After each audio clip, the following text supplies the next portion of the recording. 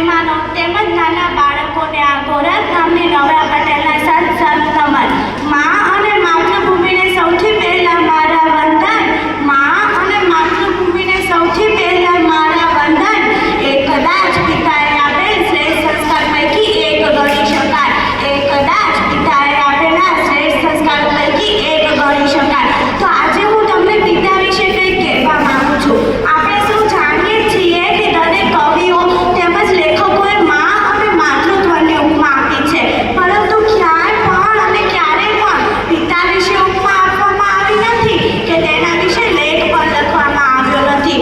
બાળકો નાના હોય ત્યારથી મોટા થાય ત્યાં સુધી એમને માતૃપ્રેમ નિબંધ આવે છે, પરંતુ આજ સુધી ક્યાંય પણ પિતૃપ્રેમ નિબંધ આવ્યો નથી। હું માતાનો વિરોધ નથી કરતી, પણ ફક્ત પિતાનું મહત્વ કહેવા માંગુ છું। પિતા શબ્દ તો સૌ જાણે છે, પરંતુ તેનો અર્થ કોઈ જાણે છે નહીં। તો ચાલો આજે હું તમને જણાવું। પિતા એટલે કે જેમ એક મકાનને ટકાવી રાખવા માટે મજબૂત પાયાની જરૂર પડે છે ને, તેમજ એક સુંદર પરિવારને ટકાવી રાખવા માટે સાહેબ એક પિતાની જરૂર પડે છે, તેમજ એક સુંદર પરિવારને ટકાવી રાખવા માટે સાહેબ એક પિતાની જરૂર પડે છે। પિતાની હાજરી સૂરજ જેવી હોય છે। શું? પિતાની હાજરી સૂરજ જેવી હોય છે। સૂરજ ગરમ જરૂર થાય છે, પણ જો એ ના હોય ને તો અંધકાર છવાઈ જાય છે, પણ જો એ ના હોય ને તો અંધકાર છવાઈ જાય છે।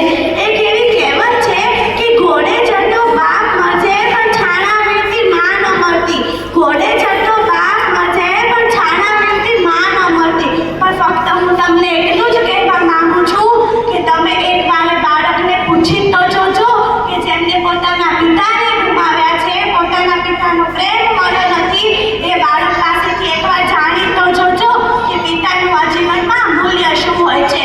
એક વાત છે સાહેબ, જ્યારે તું નાનો હતો, પાપા પગલી ભરતો હતો ને ચાલતા ચાલતા પડી જતો, ત્યારે મનમાં એક જ વિચાર આવતો કે પપ્પા છે ને, જ્યારે તું સ્કૂલે જતો, છોડવા આવેલા પપ્પાને પાછું ફરી ટાટા કહેવા જતો, ત્યારે પણ મનમાં એક જ વિચાર આવતો કે પપ્પા છે ને, જ્યારે તું મોટો થયો, કોલેજ જતો, મોજ મસ્તી કરતો અને કોઈ મૂંઝવણ અનુભવતો, ત્યારે પણ મનમાં એક જ વિચાર આવતો કે પપ્પા છે ને, પણ તારા લગ્ન બાદ તારી પત્ની ના કહેવાથી તારા પપ્પાને વૃદ્ધાશ્રમમાં મૂકતા પહેલા તને એ વિચાર કેમ ના આવ્યો કે પપ્પા છે ને? બસ અહીં બેઠેલ તમામને મારી એક જ વિનંતી છે કે તમે તમારા માતા અને પિતાને ક્યારે વૃદ્ધાશ્રમમાં ના મૂકતા।